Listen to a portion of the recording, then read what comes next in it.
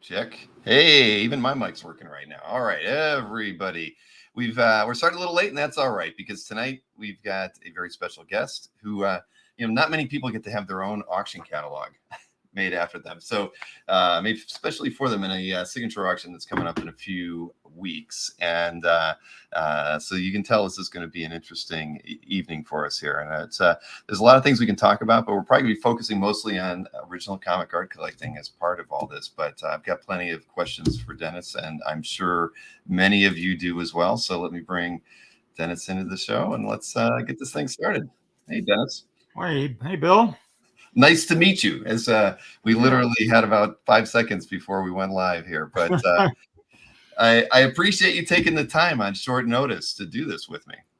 I'm happy to do it. You mentioned not many people get their own auction art catalog.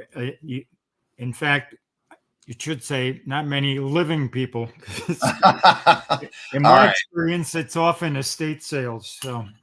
That all right, that's true. I didn't even want to go there, but that's what the thing that's interesting is. I remember reading that strip about wanting to take it with you and all that, and it seems interesting that that's what that's where you're at right now. You're not taking it with you. You've decided to let it go. I mean, after collecting original art for literally 60 years, or give or take a few, you've decided to let some prized pieces in a collection that, I mean, I think by even your counts, you've had over 1,000 pieces in your collection at some point. So yeah, this had to be a really tough decision for you to, to kind of go this route, at this juncture. Well, it was emotionally, but, I happen to have a considerably younger wife and 3 daughters.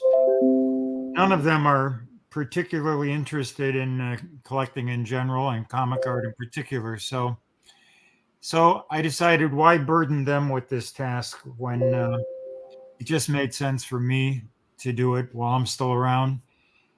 And so once I made that decision and I started talking to Todd Hignite at Heritage, step by step, it just felt like a natural process. And I was struck by something Neil Gaiman said in the preamble to his own recent auction, which is, we're all just temporary custodians of anything we collect or own. And I just think we have to put it in perspective. As much as I enjoyed seeing these items on my wall, or in some cases flat files, I just think it's someone else's turn. Mm-hmm. Well, that makes sense. I mean, that's something that I think a lot of art collectors, when they're going through the process, don't think about their families, estate planning, all those sorts of things. And, I mean, I think hardened collectors always think about the fact that they're just, caretakers of the art, at least momentarily. You still don't do long range planning. And certainly not something that we talk about here on the channel too often. And I mean, again, you're in a unique opportunity, where you can actually make that decision about which pieces you're deciding to let go of, and I mean, I don't know. I think it's interesting, and it's great that you're not liquidating everything. I'm sure there's a few pieces you're keeping. Oh yeah, the walls are not bare. I kept some sentimental favorites, and there were a handful of pieces that people in the family said they'd ultimately like. So, probably roughly 90% is available, and including some things Todd had to pry out of my hands. But I'm good with it. Well, that's good. Well, why don't we? Yeah, I'd like to talk a little bit, because there aren't many people that I've interviewed that have been, interested in the arts and collecting original pieces, as long as you have. I mean, a lot of the collectors today, I'm lucky if I've met somebody or talked to somebody who started collecting in the mid '80s, and that you were well into your story as far as collecting original art. And and reading the intro to the Heritage catalog, you've got some fun stories about how you even got some of those original pieces, which are very unorthodox in today's day and age. But so. So really, I mean, how did it get started? I mean, I know Phil Suling plays, a bit of a role in that, but you must have been, I mean, wanting to add artworks, to your collection just even before you got that first piece, right? Yeah, well, I guess I'm a collector in a larger sense. I just I like acquiring things, organizing them, and the search. The search is always part of the fun, the hunt.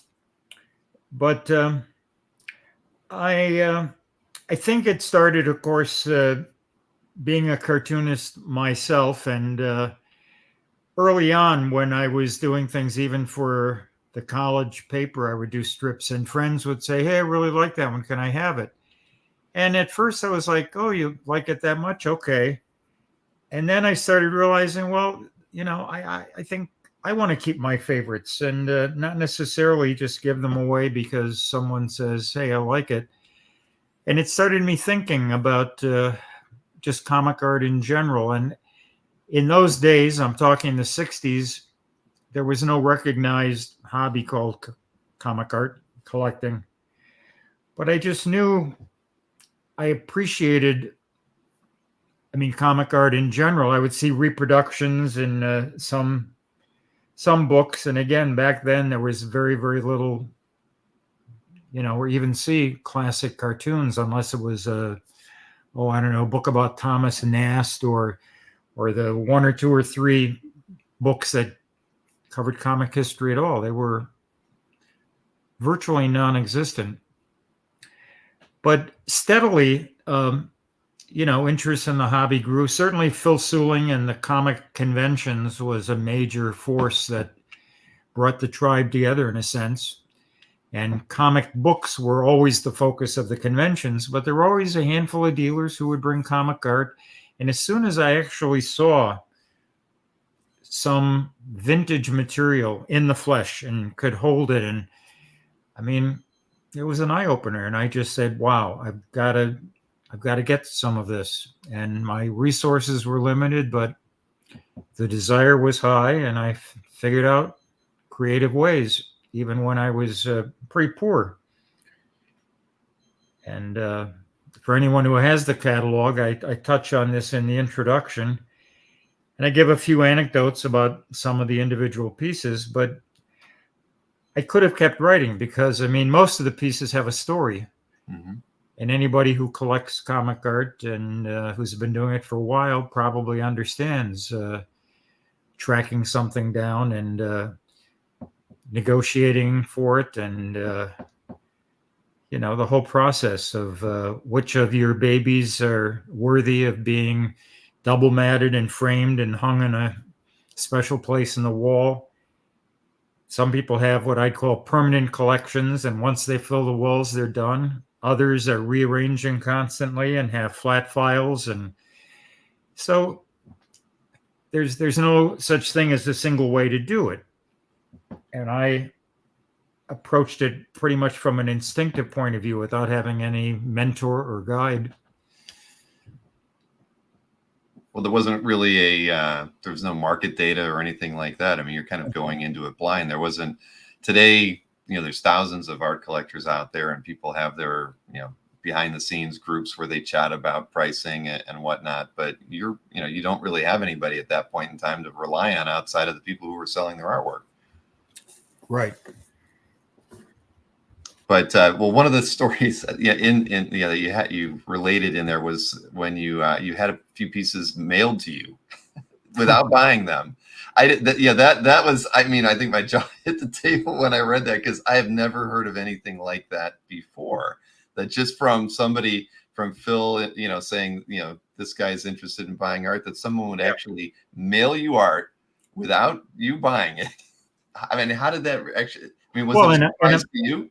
I'm a total stranger too. This was a collector named Abe Pascal, who was apparently one of the few, I guess, collectors who started as a kid. In his case, must have been the 20s or 30s, when he would just write to cartoonists.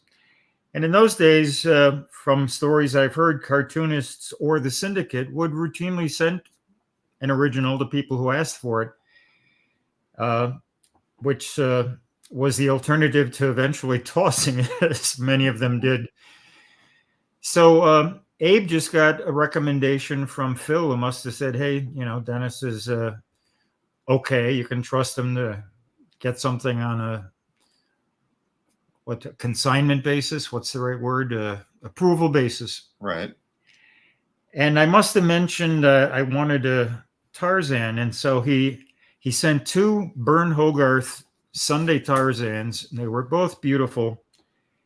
And the note inside the tube said, you can have either one for $50 or both for $75.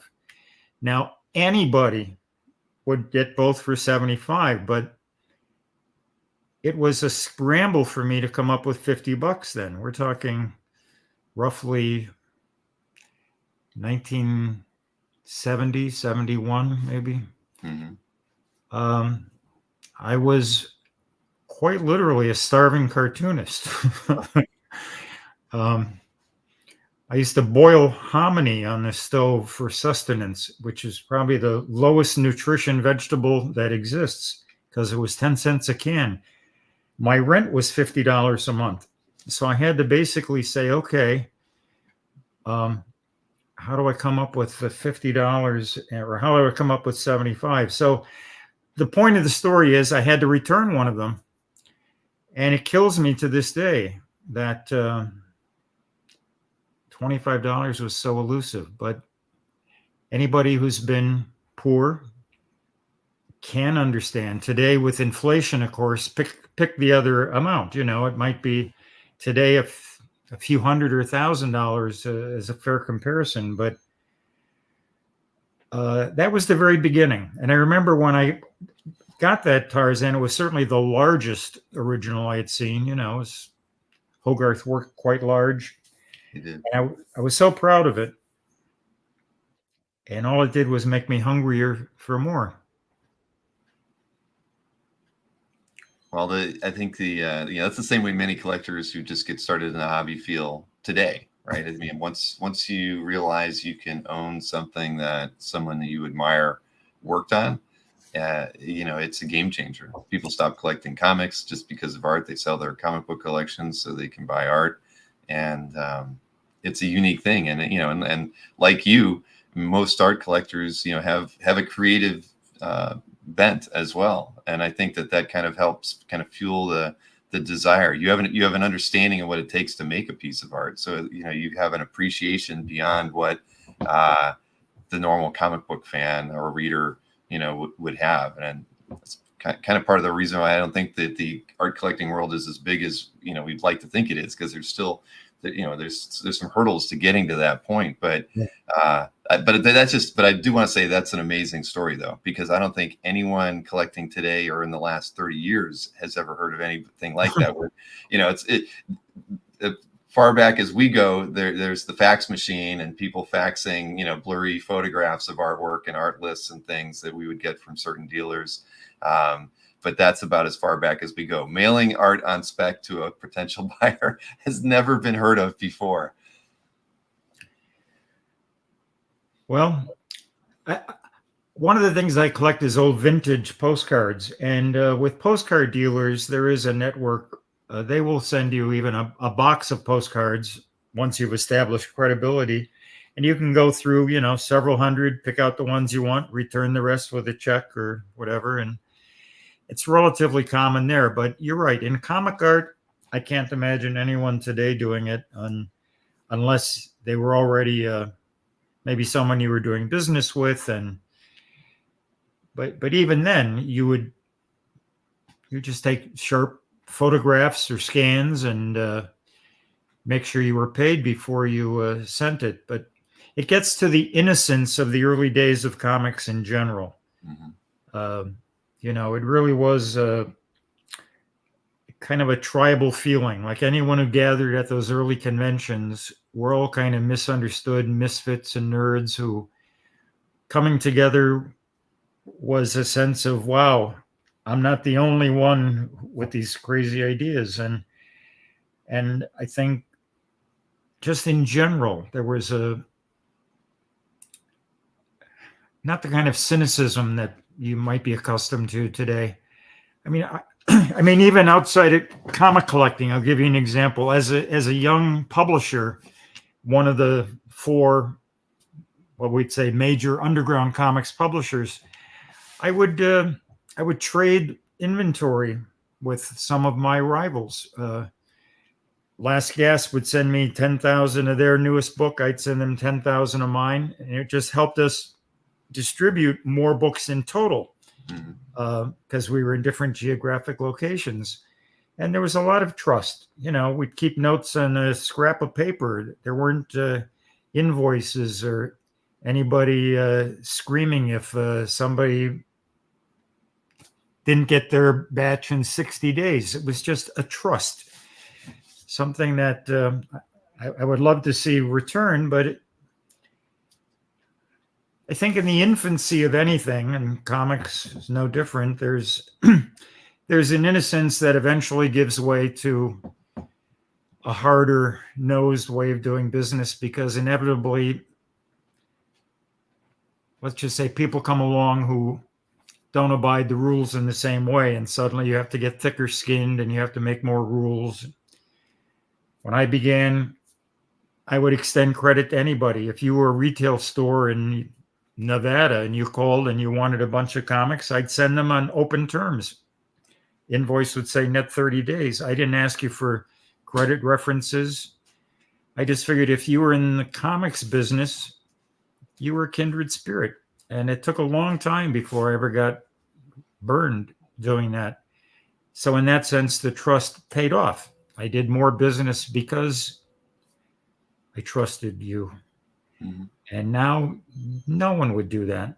You would insist on at least 3 credit references. You'd insist the first order be prepaid, any number of things to hedge your bet that you were going to get ripped off. I didn't think about getting ripped off.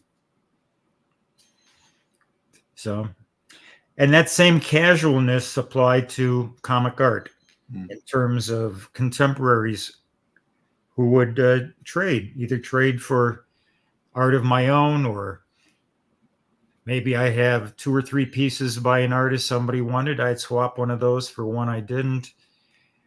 In the case of Crum, I write in the introduction how he wasn't interested in other comic art, but he'd readily swap his art for the kinds of 78 RPM records he wanted. Or in one case, I literally traded him an old Montgomery Ward catalog for an original because he admired it so much, and he was poring over it, and I was like, why are you so interested in that, Robert? And he said, this is like the perfect reference book. If he's drawing someone from the 30s, these are the exact clothes they wore. And those were the, pre-computer days. So you could either go to a library and do a lot of research, or you could have an old catalog that had everything from clothing to utensils to farm equipment. It was like a Sears catalog, a visual dictionary in a sense. So, collectors are all a little crazy, and in swapping, you find out, well, what are other people crazy about? And you try to satisfy their passion. Once someone like, say, Robert was interested in old 78s, I'd basically be keeping my eye out for the kind he liked as much as the ones I was looking for myself. And that's the way it was. I mentioned in the intro how I traded a secondhand computer to Mark Schultz for some of his art, because computers were really expensive then, and he couldn't afford a new computer. And I think I looked up a computer in the late 80s or early 90s was roughly $6,000 today. And so I traded a slightly used computer for his art that at the time nobody would have paid $6,000 for. Now, Mark and I laughed about it a couple of weeks ago when we talked, because it seemed like I got the raw end of that deal then, and now I said, I'll get the last laugh, Mark. And he said, yeah, I know. but that's part of the fun of it too. There's a, I said in the intro, I never looked at comic art as an investment, but at the same time, in the back of your mind, I mean, everything has a value. And I mean, some things I would buy, like, say, Ernie Bushmiller, when nobody wanted Ernie Bushmiller. To me, it's like, well, these are way underpriced. Just by saying to myself they're underpriced, I've got a value in my head, or I think I'm on some level speculating that eventually the rest of the comic art collecting world will catch up to me and they'll recognize the genius of Bushmiller or Al Cap or Wolverton or whatever I was looking for at the time that wasn't particularly hot. Because, as you know, our field is still driven primarily by the superhero focus. Yes, indeed. And that's interesting, the fact that, I mean, that was never, you probably never owned a page with, for Marvel or DC or character with spandex in any way. No, could have.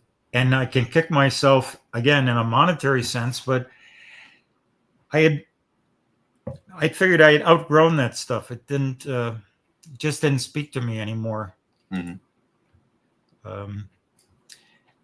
But that's my taste. I think probably most of your listeners will go, well, that guy's nuts. He passed up all those really cheap Marvel or DC pages or covers, and I did. But it comes down to what gives you pleasure. Well, no, I don't think there's anything. Even today, if I do collect Marvel or DC art, and I collect mostly Marvel art and illustration art. I have one wall for comic related art and one wall for my illustration art. I think we as collectors all have our own kind of factions within it, different titles, different, or some people are more artist focused on their collecting. So I don't think anybody thinks you're crazy, because there's a lot of people who follow and share artwork on Comic Art Fans that are strict illustration art only collectors, right? So I think that everyone's tastes are different, but at the end of the day, we love the medium. We love the narrative arts, and that's what kind of draws us into it. So but you've all got your factions. I mean, I think it's interesting that where your collecting tastes were at, and that that you were, and it was readily available for you when at that time more Marvel and DC art would have been, when you if you would have went out to Suling's cons or show, which I know you did go to several, there was probably going to be a minuscule percentage of the artwork that you liked that was there, unfortunately, but at least it was. It was somewhat accommodating for you to be able to at least pick up a few pieces when you went to a show like that.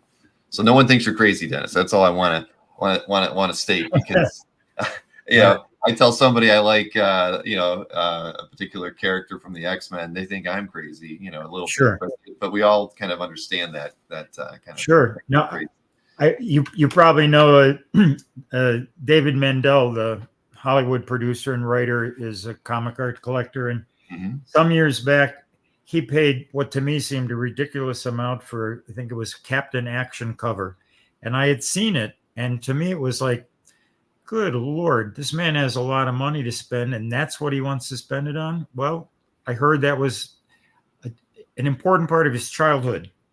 So it gets to things beyond normal aesthetics. He loved that character. He paid 100 times more than I would have paid for that piece. I didn't even want that piece, but it just shows you how disparate tastes are, and who's to question it? I would doubt that there'd be anybody else in the world as crazy about Captain Action as he would be, but I could be wrong in that too. The same way, some of the things in the auction that are obviously featured as premier items, I think we all know what the top dollar items are. But to me, a lot of the things I loved and cherished that are regarded as secondary, third tier things, to me, probably will go for bargain prices, and I'll go, ouch, I should have kept that. But at the same time, the market speaks. And sentimentality has so much of a factor here that, I mean, I thought about, do I really want to sell the kitchen sink press trademark or the kitchen sink press stationery that Robert Crum drew, or some things that probably would seem logically to stay with me. But I asked my daughters, my wife certainly didn't care, and each of them said, nah, but we would like this thing by Will Eisner or that thing by whoever.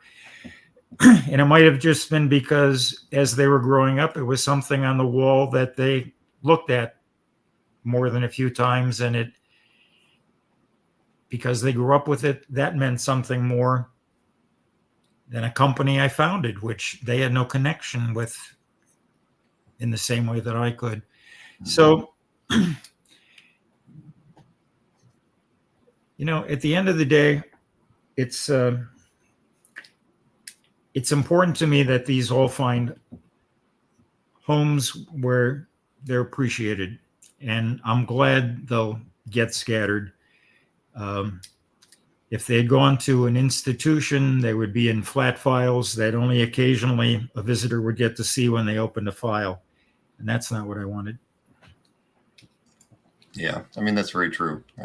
George House says those pieces from your publishing history would be pretty amazing to own, and I agree. I mean, those are for me, those are pieces that are of importance that transcend comic art collecting. Pieces of publishing history like that speak to the era that you guys were working in, and I think they're beautiful. I mean, anything by Crum is beautiful at the end of the day, but then something that's tied to your publishing company is amazing. And like you say, a lot of times, there's the Billy Island Museum in Columbus, right? And there's a lot of wonderful art there, but a lot of it's just sitting in flat files that you will never see, and I like your approach, the idea that, you want another collector to have it. So it's not lost to the ages. I mean, it'll just end up being a scan in their EDU archive somewhere that no one will ever touch again or see. And I think that's a wonderful approach. Well, but certainly an argument can be made for an institution as well. Mm-hmm. So this is why it's a very personal decision, and I didn't make mine lightly. But the thing is, I could see that stuff ending up in an institution somewhere. I mean, a lot of artists' works are going to end up there. There's several artists I know of that probably when they pass are giving all of their art to their old art college or those sorts of things. I mean, it's kind of, it is one way to guarantee that that the art will be around for a while. But I mean, back to your time collecting. I mean, when you would go into purchasing, did you ever have to trade anything that you didn't want to trade to get a piece, or were you mostly a cash buyer? Well, I mean, usually a fair trade means both parties are happy or unhappy in the sense that you give up something that you didn't want to. Mm-hmm. But if the purpose is to acquire something you want more than the piece you have, then yeah, you sacrifice a little bit of pain. I think what I tried to do in general was, if there were artists where I had multiple pieces, I would always try to keep the favorite and consider the others as potential trade bait. So if somebody had, artist X that I really wanted, and I knew that they were a fan of, say, an Eisner or Howard Cruz or somebody else where I had several pieces, I would try to tempt them with a nice piece. And, sometimes it's a 2-for-1 deal where you throw in something to make the deal happen. Or it's art plus some cash, or it's art plus a favor, or I remember at a time when I was actively publishing, and Yeah, Little Abner in particular. I was doing these hardcover volumes a couple times a year, and it was going to be massive. I ended up doing 27 volumes of Little Abner, but that was half of the intended 54 volume run because Kitchen Sink went under before it could be finished. But there were several times when dealers or artists said, geez, those are expensive books. Can I get basically a free subscription to them? So I'd go, sure, that's an easy thing for me to do. I just put their name on the subscription list. And it was essentially cashless, though, of course, I'm indirectly paying for those. It was one of those things as a publisher that I could use as trade bait that was kind of painless and indirect. But the recipient was also happy because every 6 months they'd get a nice hardcover book to add to their library. So, as you know, the old saying, many ways to skin a cat, right? And if cash is not available, you figure out a way. Well, not much has changed there. That's pretty much the way things are today.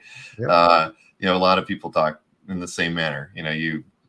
People pick up art with the intent that it's something that you might use for trade bait. That's the approach even going into something. If you already have 2 wonderful pieces by an artist on the title that you really like, and you see another one that you can't pass it up because somebody else will want it and the price is fair, you'll buy it just knowing that one day down the road that's a piece that you can let go of because you didn't have an emotional attachment to it anyway. But yep. And very common. Universal language among collectors. Yes, very, very, very true. So there was a question Rob Stolzer had, kind of more back to your publishing days. Oh, Rob's listening? Yes, he is. Rob is in the audience tonight. He was wondering how you chose the reprints that you approached to publish. I mean, was there, well, your personal taste, or was it something?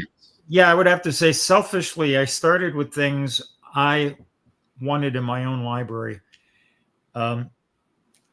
Growing up as a kid, addicted to newspaper strips, I would say my single favorite was Little Abner. And so I started probably reading them assiduously in the early 50s or mid 50s when I was about roughly 10, 12 years old. And I never saw the earlier ones. I couldn't find them anywhere. You'd find a fragment here or there, but I just thought, I want to see it from the beginning. I can't believe I'm the only one.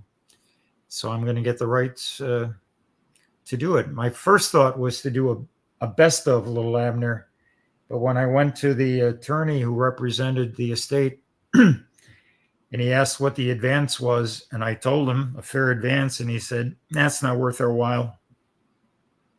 He said, come back when you're talking real money. Remember, he stressed real. So I went back and I thought, well, if I do them all, it'll add up to real money, but it'll be a many-year commitment. But I went back with that proposal and he said, all right, now we're talking. So that's how that particular encyclopedia happened. Nancy and Sluggo, another personal favorite that I think at the time I put them out, a lot of probably serious collectors scoffed, thought, is he out of his mind? Flash Gordon, I always loved Alex Raymond, and I had only seen a fraction of them. So I thought this is a way to, again, fulfill a personal ambition to read those classics. The Spirit, I mean, obviously when I met Will for the first time in 71, it was the first thing I thought of was, wow, I wonder if I can get those rights. And then sometimes it would be someone on the staff, like Pete Poplaski, who was my longtime art director, was a big fan of Milton Caniff. And I loved Terry and the Pirates, but I was never big on Steve Canyon. And Terry had been collected at least a couple of times by, I think, Eclipse and NBM. And and Pete really wanted to do it. So I said, all right, I'll get the rights. You're in charge of it.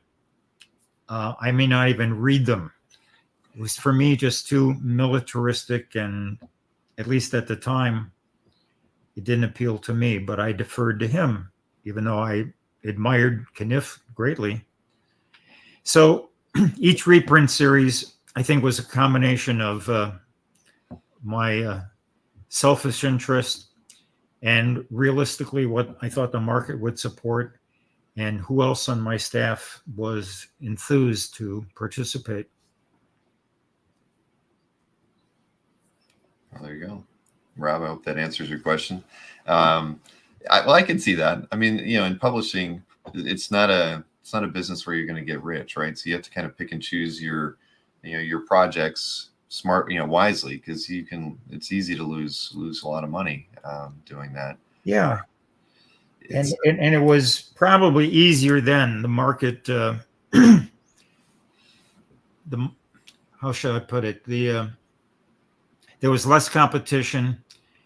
And I think at that point in time, when I started, there were still more people alive who had read those strips and missed them and wanted to relive their youth. Today, when you do classic reprints, there are very few, if any, people still alive who read the strips. It's a little more dangerous. You're then seeking a smaller market of just what I would call serious collectors, serious comics historians who are interested in that era, but they're by no means reliving their youth. Remember the first time, I think when I knew the centennial for the Yellow Kid was approaching, and I looked in vain to see if there had been any previous collection of Yellow Kid, and there wasn't. So I said, all right, we've got to do that. And I mentioned it to a few dealers, and they said, the Yellow Kid, there's no one alive who remembers that at all. I said, well, I acknowledge that, but it's so important. It has to be done. We have to see what the roots are of this, thing we call the comics world. And so I was glad to put that together. And, it did well enough. I think it was modestly profitable. But it was more important to me that those things end up in libraries and private collections, so that if you were curious what the origins were, there's Outcult's output in the late 1890s. In many ways, it's a tough read. It's not an easy exposition, and these things are cluttered, and the dialogue is heavy Irish accents and other accents, and no one can just dive in and I think have fun reading it. But if you want to understand that era, want to understand what began the comics industry and the feuds between Pulitzer and Hearst and all the elements that had nothing specifically to do with the strip, I think you have to have that body of work available. And luckily, somebody like Bill Blackbeard was around and the material was accessible. But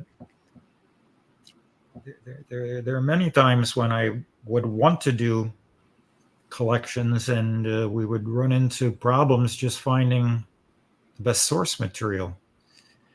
To me, it was kind of a parallel with, I would read about film historians who were scrambling to find copies of obscure silent films that didn't turn into flames when you opened the ancient film canister. And then even when they did find them, they usually needed a lot of restoration. And I thought, well, there's a parallel there, because that old newsprint is also very fragile, sometimes so brittle, it crumbles to the touch. And not that many people saved it. And every day that went by, there was a chance it was getting tossed. And had it not been for people like Bill Blackbeard and I forget the name of that author who also assembled a lot of old bound newspapers, it would have been a hell of a lot more difficult. And again, with every passing year, although Ohio State now has Blackbeard's collection, but even that's not complete. And there are some obscure strips, like when I was doing my Harrison Cady book a few years ago, and I wanted to show examples of a very early strip he did around 1908 or 1910 or so. It took a long time to find anybody who had them. Blackbeard apparently didn't even have them. So there are gaps, and there may be permanent gaps, just like there are permanent gaps in silent film history. True. So, well, that was going to be a question I had for you if we talked about that, that part of your publishing was, so you knew you were preserving, comics history by by going back and reprinting those materials, because, where would we be without that? I think that, it's wonderful. It's amazing that, because again, there's so many other things you probably could have been working on, but the idea of going back and reprinting those things to make sure that they were here for generations to come, I think is, it speaks volumes about your approach to business and life, and the amount of care you had and concern you had with comics and their creators, and making sure that their longevity was intact, so that we would be able to enjoy them today. Well, I appreciate the kind words. We did try our best, and I mentioned Pete Poplasky earlier. There were many times when he would be carefully retouching. I remember when one of the volumes of Steve Canyon, Kniff was referring to work by Noel Sickles that was a big influence on him. And so Pete wanted to show some of the Sickles work, and all we could find was some tear sheets. And we would typically use our photostat camera to reproduce them for paste ups. But the tear sheets, as you know from seeing any old newspaper, sometimes the reproduction is spotty, the blacks are light, or there's tears, or any number of things. And Pete would basically be working under a strong light and a magnifying glass and retouching the finest lines. But it paid off, because the reproduction was then meeting our standards. And if we had just shot them the way they were, it just would have been unsatisfying to us and the respect we had for the reader. And I've seen many other collections from, I will just say, unnamed publishers, where they did just take the tear sheets, flaws and all, sometimes very flawed, shoot those. And yes, you can read the strip, but it's not as satisfying as if you were reading it the way the artist intended you to see it.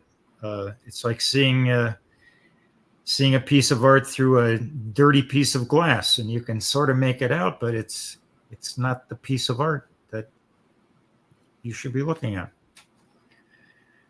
So to me, there was responsibility, not just to reprint it, but to reprint it as well as it could be done.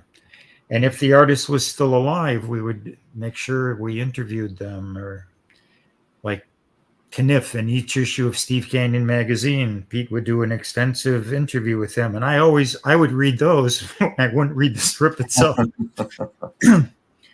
And of course, with Will Eisner, every time there was a Spirit comic, he would be interviewed about the stories in that strip. So you'd get his recollections and insights, and sometimes surprises about what went into a particular strip. And I'm so glad we did that.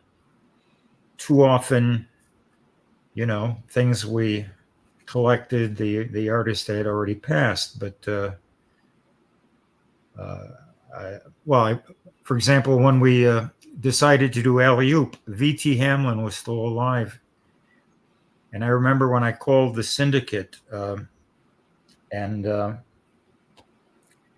they quoted, "What will the advance in the royalty be?" And we negotiated. And I said, "By the way, is V.T. Hamlin going to get any of this money?" And the woman I was on the phone with said, "Hang on a minute." And she walked away, talked to some senior person, and came back and basically read from a paragraph that said, "Mr. Hamlin, as in a work for hire, blah, blah, blah," answered no. So I remember tracking down V.T. Hamlin, who was in a nursing home, and I said, "We'll do a hardcover edition with signature plates." And so we were able to pay him $1,000 per volume to sign his name on some signature plates. So he did at least get something for it, and the satisfaction of seeing his work in print. And he was so feeble at that point. I mean, if you haven't see any of those books, his signature's semi-legible, but it is his hand. It's authentic, and I'm so glad we got him. Not long before he died. So we would make that effort. I remember when I was doing the Nancy volumes, Ernie Bushmiller was still alive, but I could not get to him. His wife was the gatekeeper, and I would call, and she would hang up on me. she wouldn't let me talk to him.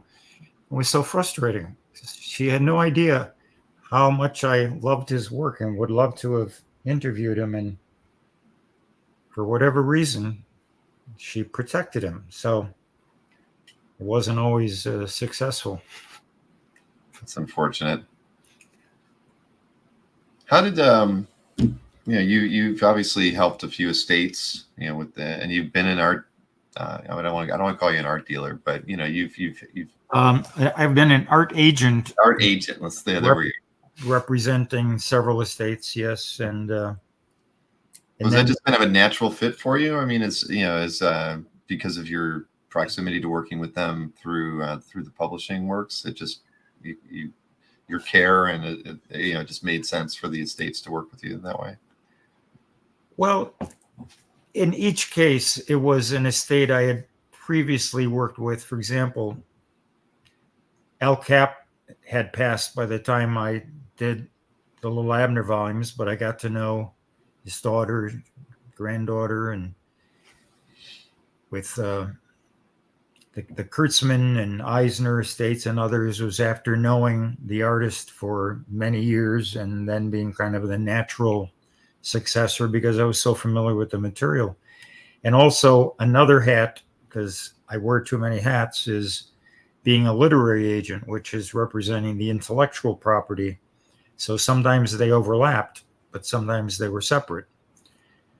So, for example, with, say, Will Eisner, the intellectual property is represented by an agency where I am a partner. The art agency is just me. So sometimes it can be a little confusing, and I have to make sure, this is the right checkbook and this is the right invoice or whatever. But yeah, to me, it's part of maintaining and preserving the legacy of artists whose careers I admired and artists who I came to truly love.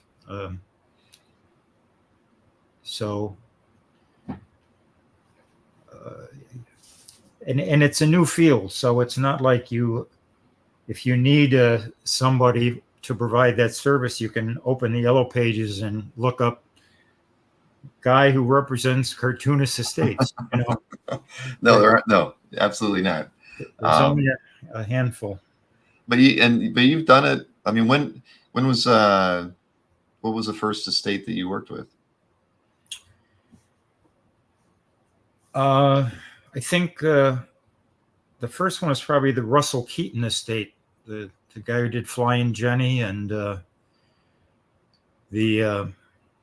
fact, the auction that we're talking about, there's a non-art piece that's on, I think, April 4th, the day before the art begins. That's a letter that Jerry Siegel sent to Russell Keaton in 1934. 4 years before Superman was ever published, in which he outlined his vision in a way pretty close to the Superman we know, but with some significant variations. And that was an example of the widow in this case actually tracked me down because she wanted her husband's work collected in book form. And when she first called me, I have to confess, I didn't know who Russell Keaton was. I had to look him up because he died quite young. I think he was 41 or so in a weird World War II. Got it on that screen. I read it earlier today. Yeah, Huh. Isn't it fascinating? Absolutely. The idea that Superman went back in time, but, Yep. So much of the story was there. There's no Krypton, but it's still essentially the same. Exactly. I would encourage, this is up on Heritage right now. It's part of the auction that Dennis is talking about. It's just a 3-pager, but it's a very interesting read. Like you said, it's 4 years before the comic, but the guts of what became the story that we're all familiar with is right there. Very, very impressive. So when she called and I said, well, let me do a little research. And so I found out who he was. I found some examples of Flying Jenny, and I thought, oh, this is good stuff. I don't know why I hadn't heard of it before. So I flew down to meet with her, and I spent, I think, a full day there, but I had a flight to catch back. And like 5 or 10 minutes before I had to drive the rental car to the airport, and we were just making small talk, and Mrs. Keaton said, my husband also was the first Superman artist. And I said, well, I think you're maybe mistaking it for a different character, Mrs. Keaton. And she said, no, it was Superman. And I said, I've never heard that. Is it possible you're mistaken? And keep in mind, I was 40-something when she said this. She said, young man, I may be old, but I'm not senile. I know what my husband did. And she was so emphatic. And I was suddenly curious, and I'm looking at my watch, and I said, well, can you show me something? And so she went to a file cabinet, started rummaging, and she pulled out that letter. And she showed me, and I saw the date, I saw the Siegel signature, and I saw my watch. And I said, we have to talk more. And she had a daughter there who was about my age. And she could only find that. And she said, oh, there's art somewhere we used to have. Maybe it was thrown away. And I turned to the daughter and I said, I have to catch my flight, but turn this house inside out until you find everything else that goes with this. And a week or two later, the daughter called me and she said, we found Daddy's stuff in an attic in a valise covered with dust that was behind a dresser since he died in 1941 or something like that. Wow. And I immediately flew back, and there were 9 dailies and more correspondence, a lot more correspondence that's equally fascinating.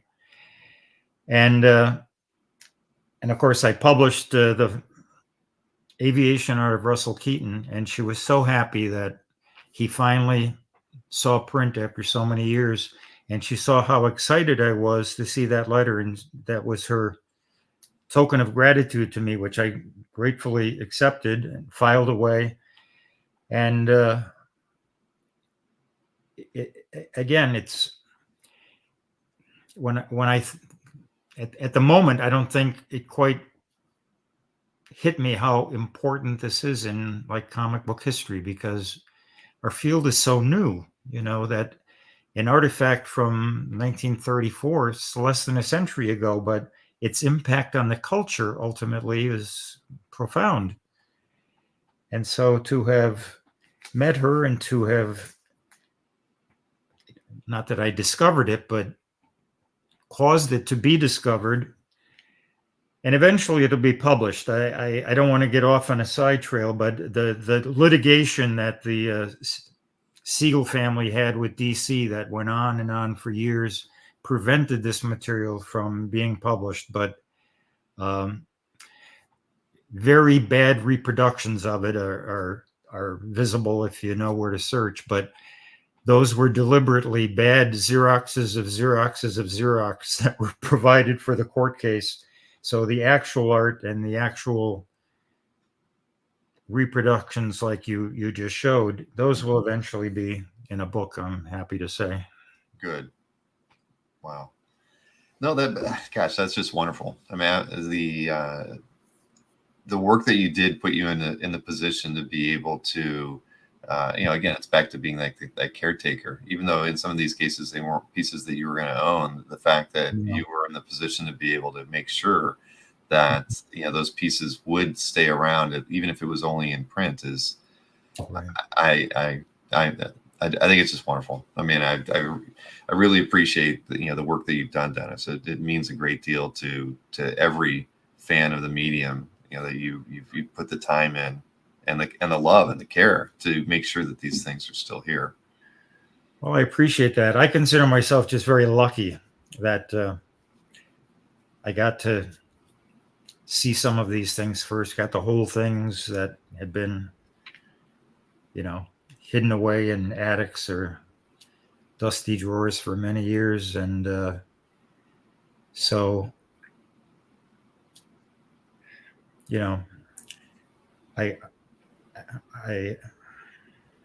I'm grateful that other people are grateful for the things that got published and brought to light, but I consider myself the lucky one by being in the right place at the right time, which is often the way it is. Mm-hmm.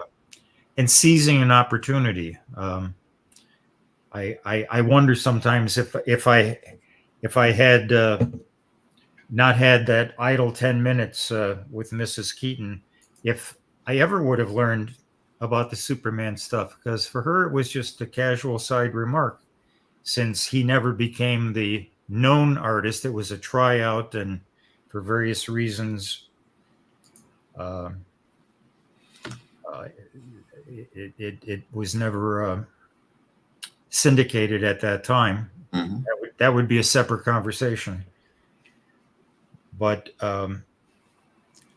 it makes me wonder how many things, maybe of comparable importance, were not discovered by the right person and casually tossed by a family that had no idea of the historic value. I think we've all heard horror stories, comics related. Mrs. Keaton, for example, told me that, her husband was the ghost for the Buck Rogers Sundays.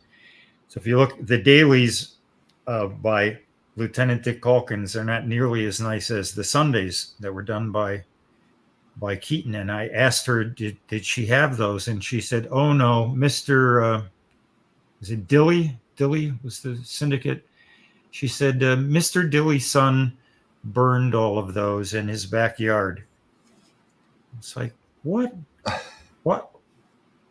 You have to go out of your way to burn something. I can see if they sat in a garage and got moldy, but why would you just burn something? So, we all have these horror stories, and I just hope there's still things out there that are buried that will be uncovered in time before someone carelessly or maliciously, disposes them. Wow, that's awful. That's wow. What I don't want to steer it. We've been talking for an hour. I'd like to look at some of the pieces, because I think if you had the opportunity to, you probably would have written a lot about some of the pieces that are available, but there's only so much room for print, right? That. Yep. Sure, show as many as you want. I'm happy to provide any commentary that might be interesting to your listeners. Okay. Let's see here. So I did kind of focus on more of the pricier pieces, but I think, a lot of these are ones that, you had many examples from. Let's see here. So, I mean, the one I think this piece has been getting a lot of attention, of course, but completely. Yeah. Well, that one, the opening there, I think that's Will's homage to the beginning of Citizen Kane, where you see the camera come through the skylight, with lightning and all that. I got that in. Will Eisner died in January of 2005, and his widow Anne asked me to come down and help her with various tasks, cleaning the office, deciding what went to Ohio State, what was going to be donated, just any number of things. And so I spent several days there with her and a nephew and the office assistant and so on. And at the end of it, she said, "What can I pay you?" And I said, I don't even think about this. I'm doing this to be helpful. And she said, "Well, would you take a spirit story?" And I said, "Oh my gosh, I would love a spirit story." I never had one, even though I had worked with Will. They were unaffordable. And she said, "Well, take your pick." And at that point, Will still had probably 80% of the post-war spirits. And I started thinking about all the wonderful stories that were there. And it didn't take me long to decide this was the one I would select, because it's the only one where Will actually parodies other cartoonists and comic strip characters. In this case, Chester Gould and Dick Tracy, and of course, Little Abner. And the story was instigated actually when Will Eisner met Al Cap at a National Cartoonist Society get-together, and Cap approached Will about them parodying each other to get some publicity, and told Will he should go first. And so Will felt honored, because Cap was certainly a giant in his day. And so he did this strip, and it worked in the sense that Newsweek got wind of it, and Newsweek did a pretty substantial article in which Cap really got the headline, because Cap was the better known. But it was still good publicity for Will. And then Will waited patiently, and day by day, week by week, month by month, waiting for that spirit parody to show up in Little Abner. And of course, it never did. And that's unfortunately the way Cap often did business. He was not the sweetest guy in the world, even though he was a genius cartoonist. So on many levels, I love this, the sheer aesthetic, but mostly the fact that he's poking fun at, his colleagues. That's funny. Now, did you know the story before you talked to Will about it? I mean, is it something that had been written about that they had this? No, I learned the story from him. I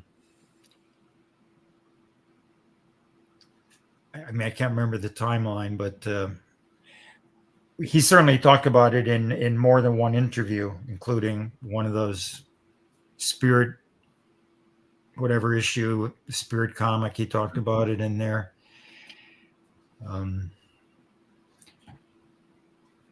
So in terms of sheer monetary value, I think there were other stories I could have picked that would bring more at auction, but I really didn't think twice. Once I remembered this one, this was the one I had to have. So this one was in 2 long frames, because I wanted to present the whole thing. And I think for practical purposes, Heritage took it out of the giant frames so that, I don't know, whoever buys it, I guess, has the option of keeping it in that frame or not. But this is one of the challenges with a full story. Most people don't live in a gallery where they can easily put 7 pages up at one time, which is why. But you had it framed, so it was on the wall. I mean, but I have a lot of wall space where I am, and so I didn't hesitate to put all 7 up. But I understand why people typically just want a splash page or a favorite page, because it's practical. Otherwise, Yeah, and they're in a flat file, and you see them occasionally. Well, that is one of the challenges for all OA collectors is Yeah. how to I mean, pull I out see of that. the flat file. I see the background of where you're talking. You obviously have at least one room devoted to your own I do. collection, and part of it also depends on understanding spouses, which is never a given. You know. Yeah, we have a few rules around here. I can't have any art with skulls, things of that nature. So my wife is the lead programmer of Comic Art Fans, and so she does enjoy the arts a lot, and so we have a fair amount of leeway around the house. But yeah, that's clearly one of that's a consideration too. I mean, there's collectors who've tried to find like unique devices that they can have in their office so the iToya portfolios can be out, whether they're like one of those folding racks. So at least it's there, so you don't like forget about it Right. in a cupboard. You'll actually pull it up and look at it every once in a while, and it's tough, especially the larger your collections get. It's easy to forget. I mean, I was just moving stuff from one cabinet to a new storage device I just bought. And I'm remembering art that I'd forgotten that I had, and because I haven't scanned it yet, I didn't put it on my Comic Art Fans gallery, and it makes you feel kind of silly when you own something that you've completely forgotten that you've owned. So you got to break the art out as often as you can. So putting it on the walls is the best way to always remind yourself. Absolutely. I also never hesitated when I was asked to loan things for exhibits or in sometimes curating exhibits myself. I wanted as many people as possible to see them. So I never understand collectors who are selfish in the regard that they want to see it, but they don't want to lend it, or they're paranoid about lending it. But these days, you can always overinsure it, and you can have courier services that are bonded. There's no practical reason to not cooperate other than being selfish. Right. I mean, you've curated a few shows. You've had a few art shows of your own work. And see, we need to have a second show. I think there's so much more we can talk about. But I understand that because you come from that that kind of perspective of having put together shows, so how how collectors can feel that way about their artwork. And I mean, I think it's that's always a challenge. I think letting something go to a museum, but like you just said, by and large today, most of the places that are looking for pieces to be exhibited will go above and beyond, even the value of the piece to make sure that they can have the representative works that they want at a show that's really focused on the narrative arts. But we can look at some other stuff. We had an art show, just so you know, down in Orlando in January, and as a first it was an art convention, with a lot of collectors and dealers, but we had a museum, we had a gallery show set up there, and so we actually had we had to take care of the insurance properly for all of that. So it was my first time going through that. Kazra, who's my CEO, he's curated a few exhibits before, so he kind of knew what we were getting into. But for me, it was I don't know, it was eye-opening to kind of go through a process like that. But the main thing you always think about is making sure that you're presenting the art in the best possible light. And Yep. Yeah, that's the goal. Let's see here. I mean, this piece, we actually looked at this piece when I was talking with Joe as part of the preview, and anything by Crum is a joy to see. But something like this is just wonderful. And I'm just, how many records did you have to trade something like this? I can't even remember offhand how I acquired that one, but it was definitely a swap. Mm-hmm. It's also one when I had some other pieces. I mean, my wife's pretty understanding, but she wouldn't want anything, let's just say, salacious or offensive in some other way from Crum. But this is one that I would say is a family-friendly Crum. And so that's not a given, of course, since he has no lid on his id, as sometimes said.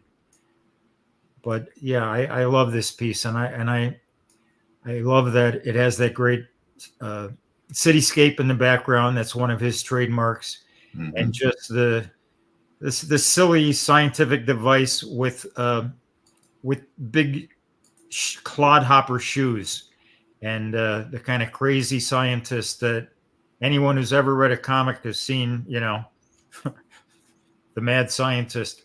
It's got everything.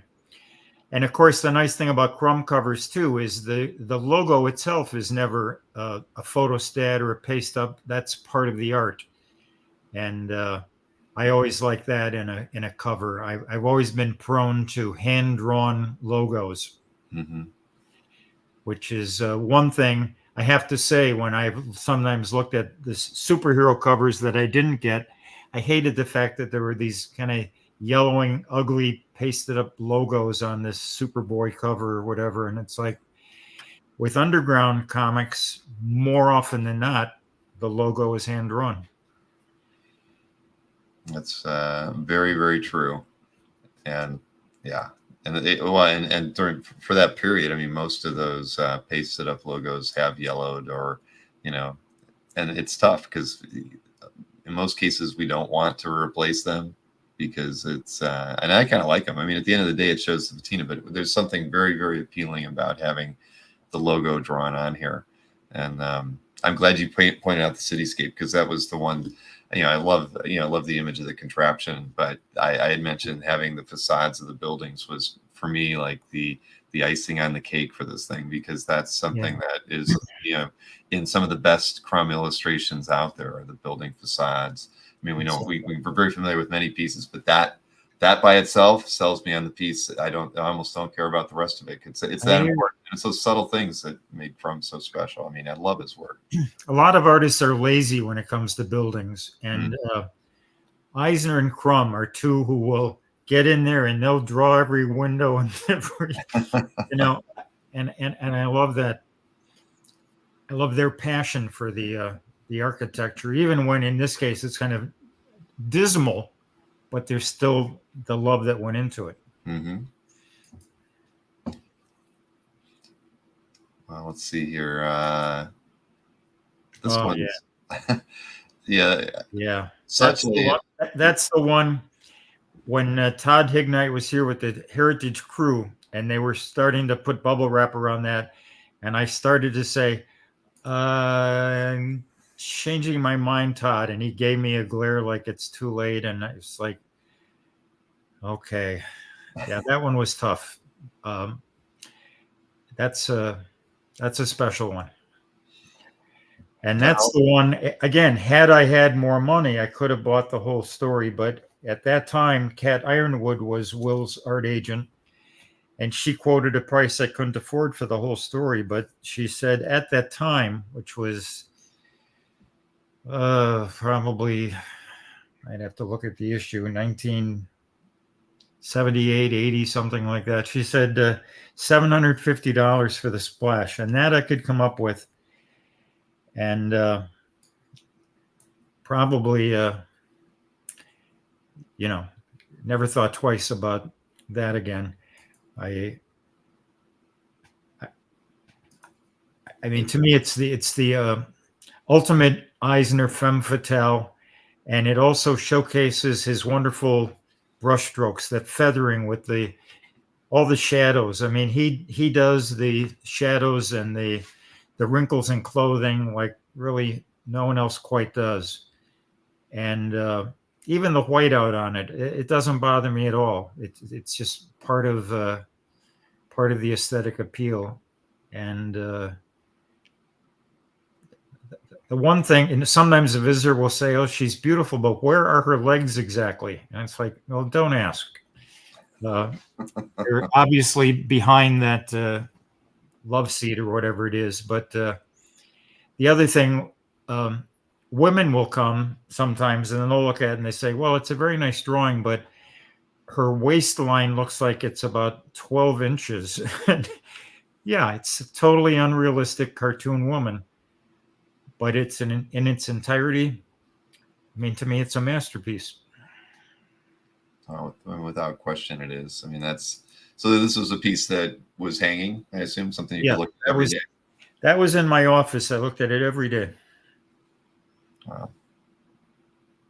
So, at that time, I mean, when you picked up this piece at $750, that felt like the right price. I mean, as far, as the market for Will's work was. Well, again, the market wasn't like it is today, where you could, like today, if somebody wanted to know what's a fair price, the first thing they might do is go and look at the heritage archives and see what similar pieces sold for, or, wherever else, collectors you trust who might share information. But back then it was like, okay, Will has obviously approved this price. Cat wouldn't have pulled it out of the air.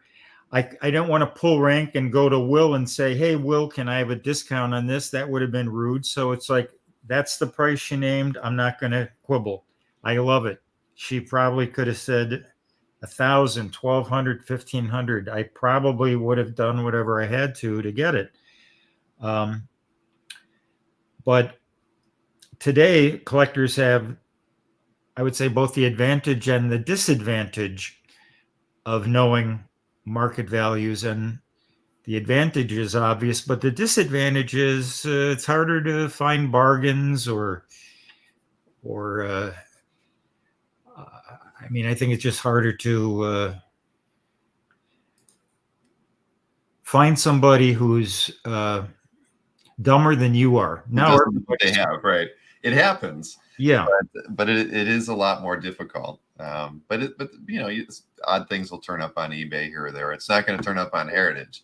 That's for sure. Right. But, so just out of curiosity, you mentioned Cat was his rep or agent at the time. I'm not familiar with who that was, but did she rep other artists as well, or was no? She was better known as a comics editor. She married Dean Mullaney and was the co-publisher at Eclipse. You might know her name from that. Okay. So she was only in the industry for a few years. She since left. She's in a totally different field now, unconnected to comics. But the Eisners at that time kind of adopted her. She was... I know who you're talking about now. Okay. Yeah, Catherine Ironwood. And she had been living on like a hippie commune, and she had no real material possessions, and but she was an expert on Will's art. And when they met her, Will was blown away. At one point he said, you know more about my career than I do. And so he hired her to organize his archives, and she's the one who helped him decide what went to Ohio State, what he would keep or resell. And so she was a vital part of his little inner team for a while. And then, for reasons I won't go into, she was fired as the art agent and replaced by Mark Cohen. Mark Cohen, some of your listeners may know, because he was one of the prominent art dealers for a while, and unfortunately he got a brain tumor, as I recall, and died not long afterward. And at that point was around the time that Kitchen Sink Press went under, around 1999, 98. And I had dinner with Will and Ann, and they were asking me what was I going to do next, and I was like, I don't even know. I'm clinically depressed. I don't know what I'm going to do. And Ann had been given the task of selling Will's art. Will didn't really want to be involved in it. And Ann said, well, would you take over handling the art? And I said, wow, I'd be honored. And so that's how that happened. It's not something I expected to do. Probably wouldn't have even asked to do. But yeah. But when you're asked by, it's kind of hard to entertain it. And actually, it's fun. I should tell you an anecdote. Even though this person's still alive, I don't care. I'm going to tell you the anecdote anyway. When Will never wanted to sell his art, but he said his I forget, his a tax attorney and he said his actuarian. He always talked about his actuarian. My actuarian says I have 7 years to live, so I have a 7-year plan, and whatever. So he said my actuarian and my attorney have convinced me I need to start selling the art on a methodical basis. It'll be better for the estate or whatever. But he said, I can't do it myself. I'm appointing Anne to do it, and Anne will decide how to do it. So he was at a comic convention, and he mentioned, I think Russ Cochran asked, Will, he had an upcoming auction or something, and Will said, well, talk to Anne. Anne's handling my art now. Talk to her.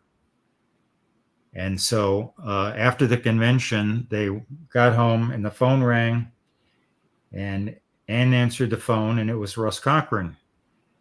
And Russ said, well, hi, darling. Is Will there? I want to talk to him about his original art. And she said, oh, you can talk to me about that.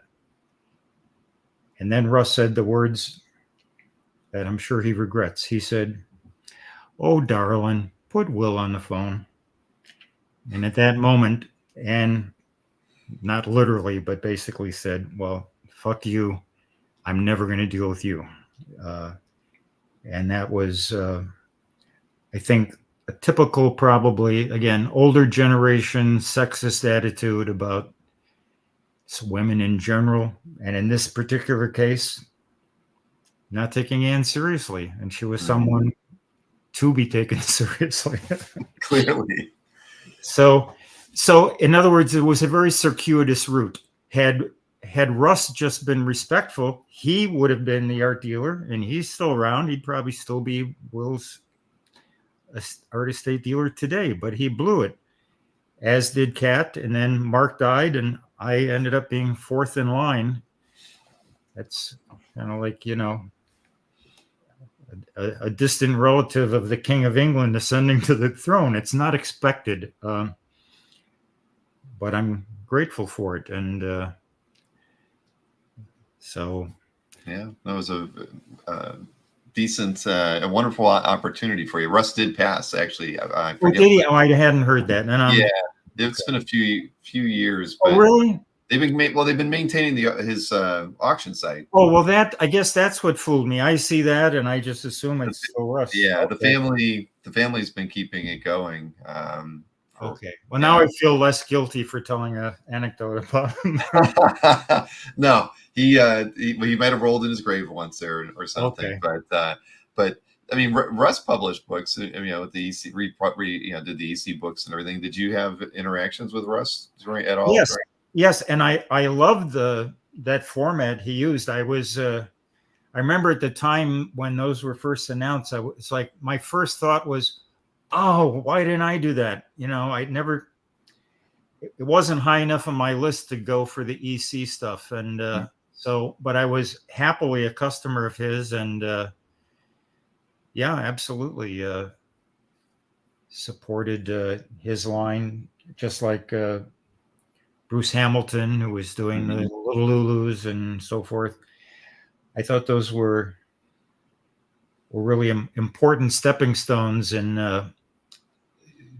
comic art publishing.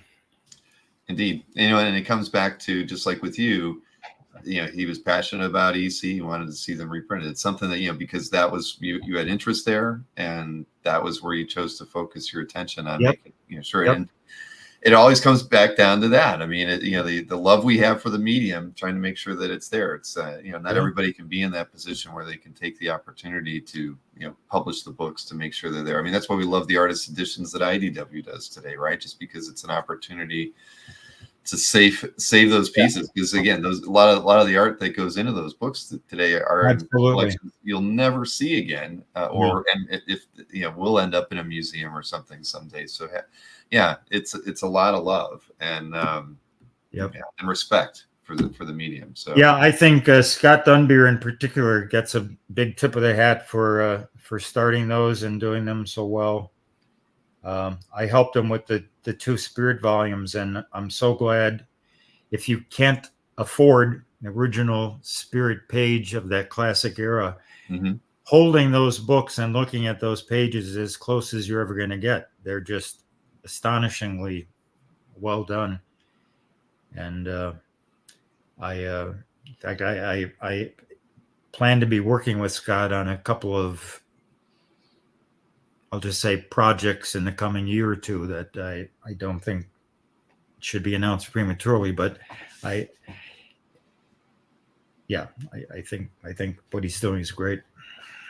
I agree with you wholeheartedly. I've only helped Scott find other pieces of artwork, but no, he's it's amazing. Well, and we as fans, because we can't own everything, the market is what it is today. So just being able to see the originals for many of us is more than enough, because it's either that or you have to go on Comic Art Fans, or you go to Heritage Archives or whatnot. But again.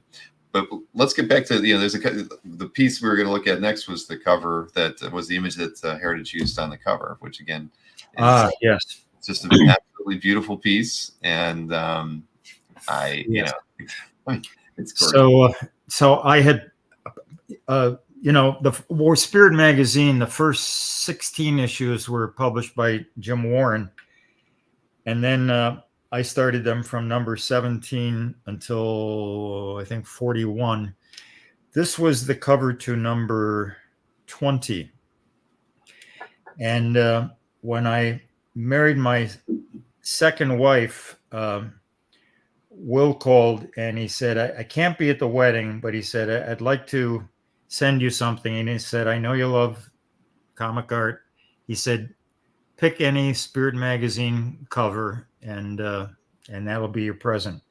So that was another one that took me like all of 3 seconds to calculate, because the moment I had seen that, I fall in love with it.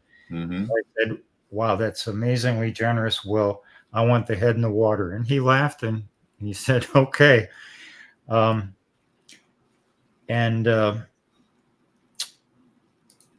I mean, I just think it's, well, the fact that Todd and the crew at Heritage picked it for the cover, and there was some debate, there were half a dozen candidates, as you can imagine. Mm-hmm. And I trusted their call, because to me, they're all my babies and I hate to choose, but I can't argue with this one. What a wonderful gift. Yes. Well, again, Will was a generous guy. If you knew him well, yeah, he was very generous. If you didn't know him well, I mean, he was a tough businessman. He could be very hard-nosed in some cases, but that just came from what I call the Depression mentality. He grew up in a very tough era where you had to be scrappy to survive, and he in many ways was a mentor, and I would say a father figure. My own father died when I was 13, and Will and Ann's their daughter died of leukemia, as you may know, when she was a teenager, and the son very shortly after that became schizophrenic and estranged from them for many, many years. And even though they supported him indirectly, their contact was minimal. And so they basically were childless. And I think it's one reason they kind of adopted Cat Ironwood in a weird way. And I think eventually I became it was a surrogate son-father thing, because we both, I was absent a father, he was absent a son. And I think one of the things we discovered early on that we shared was we were both cartoonists who also appreciated the business side of comics and were comfortable with the business side. And that's, there are other examples, but it's not that common.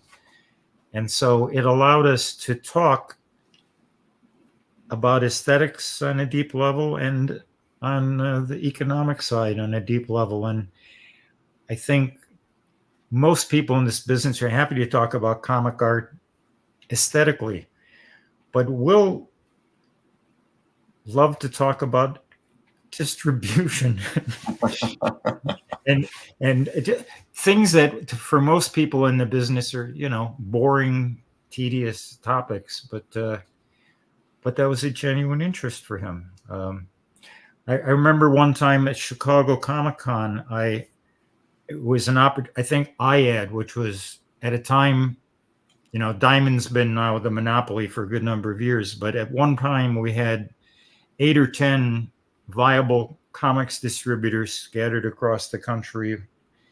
And they had a meeting in Chicago that I think coincided with a Chicago Comic-Con. So I prearranged a dinner with, I think it was 8 distributors at a big round table at a nice restaurant so that they could have some one-on-one time with Will that I thought they would appreciate. But I also knew he would. And I'll never forget, we sat down, and after the initial hellos and amenities, he looked at them and he said, "Gentlemen, if I had it all to do over again, I'd be a distributor." And their jaws dropped. And I knew it was partly for effect, because he wanted to say to them, "You guys are really important." But also, there was a lot of truth in it. And so, again, everyone's complicated. I got to know his complications probably as well as anyone, and that was part of the pleasure of being able to talk about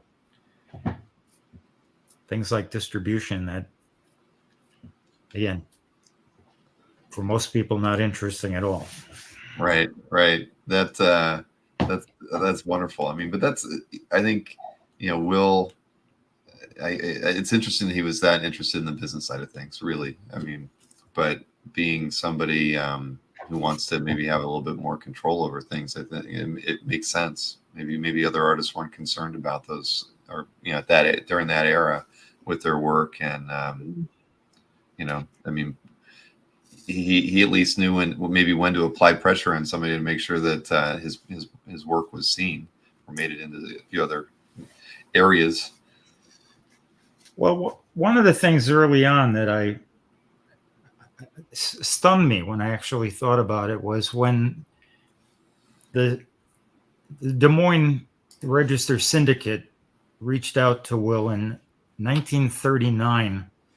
Will was 22 years old, and he had already had several years in the industry, very prolifically, many times under pen names, putting out material, always reliably, always good, never missed a deadline. And so when they had this idea for an insert, like a comic book insert, they must have asked all around the industry, who could do this, who can pull this off and do it every week on time and good. And apparently enough people said, "You got to talk to Will Eisner. He's a kid, but he's really good and he's really reliable." So not only was he tapped at still, wet behind the ears, he had enough business sense at 22 years old to negotiate a contract that gave him the ultimate ownership of the copyright when it was unheard of. Or I should say virtually unheard of. I think a couple of exceptions, but they were all older, established artists like, actually, I take it back. In 1940, I don't think there were any examples. Someone might correct me out there. But anyway, at such a young age, to negotiate from a position he considered strength, because once he realized, yeah, I'm the right guy, I might be the only guy, I have leverage. And he exercised his leverage in a way that I can't imagine anyone else that age doing. And then from there, it just,